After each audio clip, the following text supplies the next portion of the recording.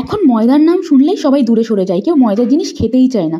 আর আমিও ময়দাটাকে একদমই প্রেফার করি না, এটা একদমই হেলদি না। তাই আজকে আমি মোমো বানিয়ে দেখাবো, তাও আবার ময়দা ছাড়া, একদম হেলদিয়েস্ট ওয়েতে। তো চলো ভিডিওতে যাওয়া যাক। তো এখানে দেখো আমি ময়দার পরিবর্তে 1 কাপ সুজি ইউজ করেছি, আর সুজিটাকে কিন্তু আমি মিক্সার গ্রাইন্ডারে ভালো করে গ্রাইন্ড করে নিয়েছিলাম।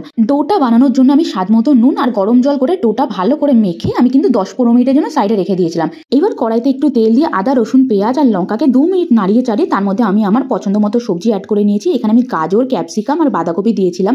এবার এর মধ্যে স্বাদ মতো নুন, গোলমরিচের গুঁড়ো আর একটুখানি সয়া সস দিয়ে ভালো করে নাড়িয়ে চাড়িয়ে নিলেই কিন্তু আমাদের মোমোর স্টাফিং রেডি।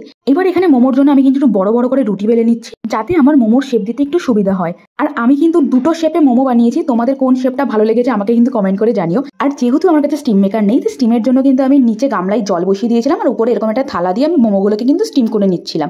15 মিনিট পর দেখো আমাদের মোমো রেডি। তোমাদের কেমন লাগলো আজকের রেসিপিটা অবশ্যই জানিও, লাইক কমেন্ট শেয়ার করতে একদম ভুলো না। দেখা